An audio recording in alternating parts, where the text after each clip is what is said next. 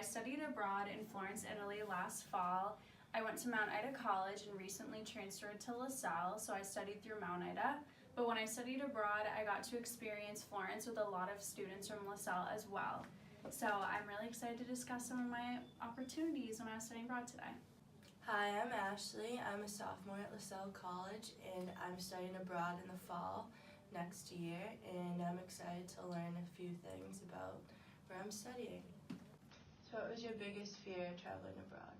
Well, I've traveled a lot around Europe before. My family used to live in the UK, and my parents loved to travel with my brothers and I. So I wasn't really nervous about traveling, but it was definitely during a time where Europe's been a little crazy with a lot of the terrorist attacks and stuff going on. So I was a little nervous about that, but I knew if I just remembered my street smarts and remembered to be smart traveling with other people, that I would be okay in the end. Do you have any concerns where you're going? I was just wondering about living situations. Oh yeah, so I studied abroad with a program that LaSalle uses as well. It's called API, so it's kind of like a third-party program for a lot of schools who are smaller and don't have a sister school abroad. So they kind of partner with these smaller schools in order to put students in universities abroad. So we studied at the Lorenzo de' Medici School, which is where you'll be studying as well. And it was cool because we got to meet a lot of other kids from other schools. So this third-party program set me up with a lot of people from other schools in the area, from all over the country, but it also set me up with my apartment with my roommates.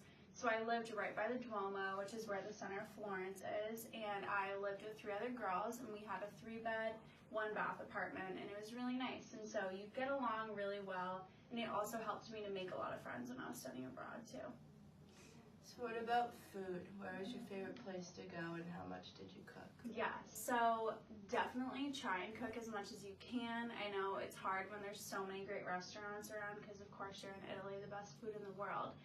But it'll help save you a lot of money in the end, money you can use for traveling and stuff like that. Grocery shopping is really easy to do too. They have a lot of the same groceries and food items that we would have here. So it's easy to cook and it's easy to find food that you'd want to make, but also of course try and experience a lot of the really cool restaurants and stuff like that. I found one of my favorite pizza places of all time. It's right in a little local village across the river in Florence. So a lot of the people who live in the city themselves go there, so it's super authentic.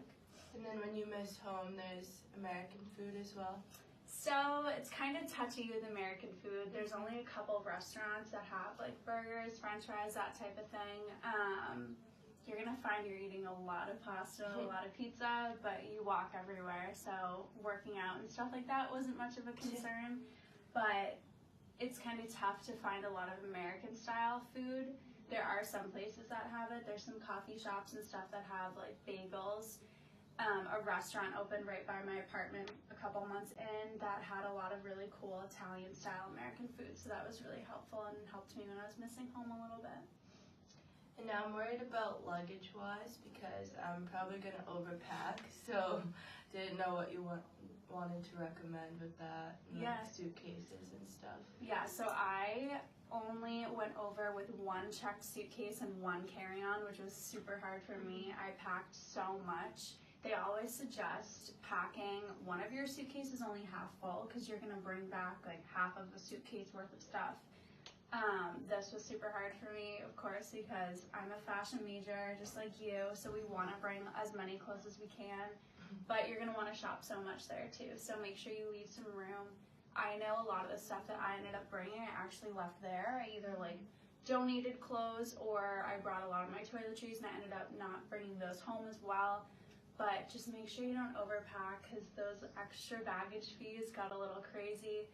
When I was flying home, a lot of students around me were paying 500 euros for our overage baggage fees. So definitely make sure you're not spending money on that. Yeah, after